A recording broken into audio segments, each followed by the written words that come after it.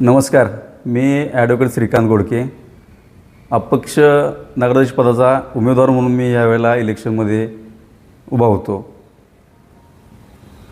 आजची पत्रकार परिषद ही ज्या पत्रकार बंधू भगिनींनी इलेक्शन कालावधीमध्ये अहोरात्री झटून एक देशाचा चौथा स्तंभ ह्या प्रकारे काम केलं, त्या व इलेक्शन प्रक्रियेमध्ये होणारे ज्या काय घडामोडी आहेत त्या अचूकपणे मतदार बंधूंच्या पशी भगिनींपाशी पोचवल्या, त्याबद्दल सर्व पत्रकारांचे मी मनशा आभार मानतो। आजची पत्रकार परिषद ही खरं तर तुम्हा सर्वांना माहीतच असेल की मी इलेक्शनमध्ये हा माझा अजेंडा होता की मला मतदान करू नका। त्या अजेंड्याच्या अनुषंगाने आज रोजी ज्या मतदार बंधू भगिनींनी मला मतदान दिले आहे व ज्यांना मला मतदान करता आलं नाही आहे काही कारणास्तव, त्या सर्वांचे मी मनशा आभार मानतो आणि या सर्वांचा मला आशीर्वाद आहे असं समजून शहरामधील एक शहर स्थापन झाल्यापासून ते आज अखेर जो प्रलंबित विषय आहे तो हाती घेतो आहे।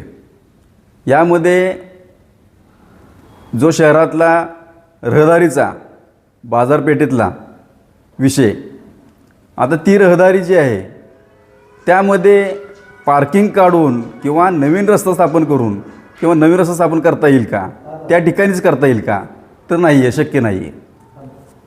त्याकरता मी असा मार्ग काढलेला आहे की जुन्या पुलावरून पी.डब्ल्यू ऑफिसकडून लेफ्ट मारल्यानंतर कोयना कॉलनी ते पाटण कॉलनी हा एक पॅच आणि पाटण कॉलनी ते 7 शहीद शुक्रवार पेठ हा एक पॅच जर का तुम्हा सर्वांच्या साथीने आपण प्रयत्न करून शासनाचा पाठपुरावा करून जर केलं तर कराड शहराला कोयना कॉलनी, पाटण कॉलनी, 7 शहीद शुक्रवार पेठ व डुबल गल्लीतून युटर्न मारून चौडी चौक आणि दत्त चौक असा रिंग रोड तयार होईल। यामुळे काय होईल तर शहरातली जी काही रहदारी आहे म्हणजे गणपती उत्सव असेल, दुर्गादेवी उत्सव असतील व हिंदू मुस्लिम इतर समाजातील अनेक काही जयंती असतील तर ह्या दरम्यान जी गर्दी तिथं होती किंवा पोलीस प्रशासनाला जो त्रास होतो तो माझ्या मते नाही म्हणलं तर 50% तर कमी येईल।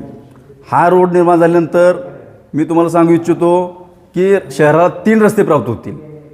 म्हणजे मूळ रस्ता जो आहे कृष्णनाका ते दत्त चौक म्हणजे एस टी स्टँड बस स्टँडचा रस्ता, तो बाहेरील प्रवासी असतील, बस असतील, एस टी असतील, स्टँड रहदारी असेल, तो पूर्णपणे खुला राहील। 2 रस्ते जे आहेत ते पूर्णपणे आपल्याला वापरात गावतील। राहिला पार्किंगचा विषय, तर पार्किंग समस्या ही रोड स्थापन झाल्यानंतर बऱ्यापैकी कमी होऊन जाईल।